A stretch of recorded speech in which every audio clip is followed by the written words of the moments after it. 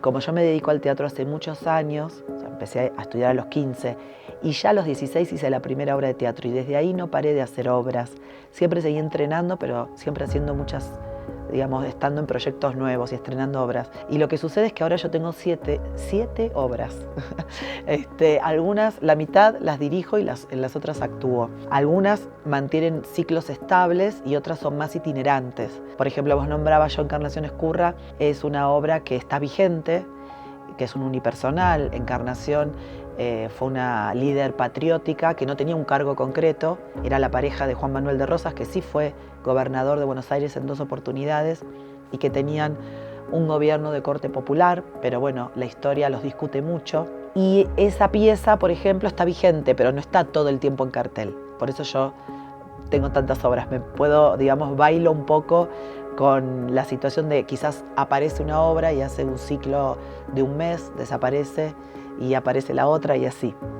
Todo es ficción, de cualquier manera, incluso los biodramas. Pero justo las 2 obras con las que vine acá son 2 obras que pertenecen más al teatro documental o biodramas, ¿no? Que son historias escénicas a partir de vidas reales, en general vidas actuales, y que tienen la particularidad, en general también, no siempre, de estar actuadas por no actores, por gente que no se dedica a la actuación. Son obras que trabajan mucho con el archivo, entonces trabajan en primer lugar con la persona como archivo viviente, ¿no? Con el sujeto, pero también trabajan con archivos fotográficos, documentos, archivo audiovisual, testigos directos del hecho, digamos, archivo viviente. Estas son justo 2 obras en las que yo participo, a las que pertenezco, a las que dirijo, que son de un género totalmente distinto a todas las otras que hago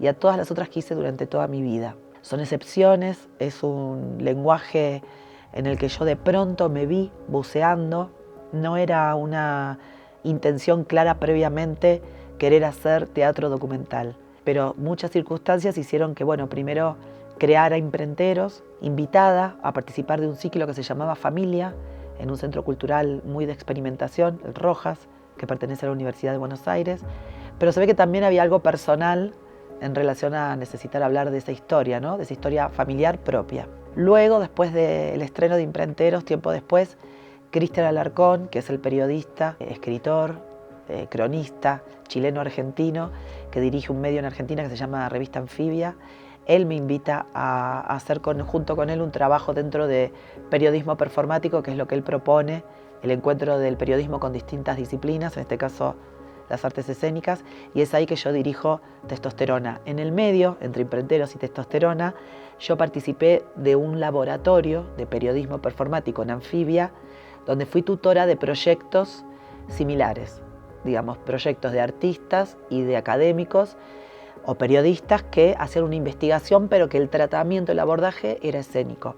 Así que en un arco de, no sé cómo decirte, del 2018 o 2017 a la actualidad, bueno, yo trabajé en varios proyectos que son de este género, de este estilo. Me siento muy honrada de ser invitada a esta fiesta escénica con 2 materiales de dirección muy importantes para mí, te diría nodales, que son puntos de inflexión en mi trabajo como directora y que tienen que ver con historias reales, actuales, de personas vivientes, que hablan mucho de la Argentina en particular y yo creo que del mundo en el que vivimos, ¿no?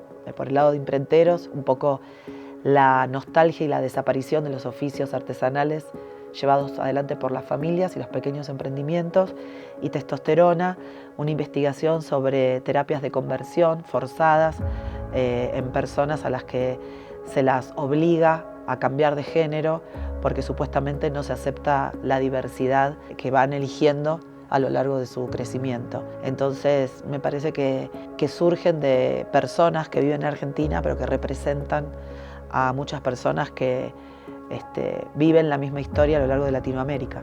Revisar la vida propia yo lo tomé como un abordaje a un material que conozco. O sea que yo miré mi propia historia como un material, no como una necesidad personal de hablar de mí. Es raro comprenderlo, pero es así. La obra de teatro está hecha, pensada desde su materialidad, donde yo ponía al servicio una narración que es mi historia personal, tomando muchas decisiones respecto de qué decir y qué no decir, y sobre todo de cómo decirlo. Para mí la literatura es que trabaja la autoficción. Yo creo que es un ejemplo muy claro de cómo igual hay que encontrar la voz, ¿no? En la literatura es más claro encontrar la voz del narrador o del personaje. Bueno, en teatro pasa algo similar. Yo cuento mi propia historia, la cuento yo, digo mi nombre, pero la que habla no soy del todo yo. Hay una construcción de una manera de decir, que si vos después me ves en la obra, vas a decir, pero no es Lore. O sea, es, pero no es. Entonces, a partir de esa conciencia de estar trabajando un material, el libro lo abordé de la misma manera. Por supuesto, con la diferencia de que en el libro yo tenía una directora y en la obra la directora era yo. Es distinto, porque si tenés a alguien a cargo de la dirección, bueno, tenés una guía, delegás, escuchás, sabés que tenés que responder a determinadas cosas, tenés una protección. Y entonces en el libro yo trabajé pensando en la materialidad, pero sí la escritura me hacía indagar un poco más con una conciencia del yo, que en la obra era más juguetón, era más lúdico. No tenía el mismo nivel de vulnerabilidad a la hora de hacerlo. Me interpelaba mucho más la escritura. Un poco también creo porque, no solo porque a mí me costaba asumirme como escritora, sino porque una sabe de la perpetuidad de la escritura, de un libro, y bueno, ese peso de saber que es para siempre, que lo que escribas va a quedar impreso para siempre, supongo que me ponía, otra presión. Sabía que lo tenía que hacer, que no lo podía eludir, que ese era el camino que se había abierto y que lo tenía que abordar y asumir. Me arriesgué al desafío y vuelve a pasar en el libro algo muy hermoso como en la obra, que es que está mi historia, pero que es un hecho artístico y trasciende a mi historia. Es más que eso. Mi historia al servicio de que ocurra una creación artística.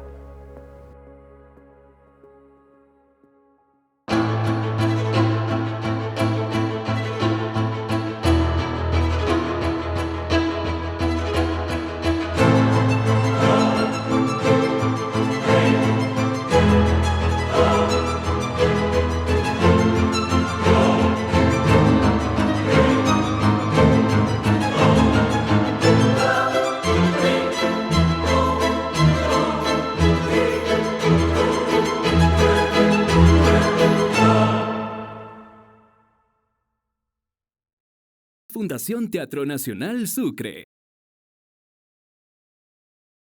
3001 obras para Quito. Alcaldía Metropolitana. Quito renace.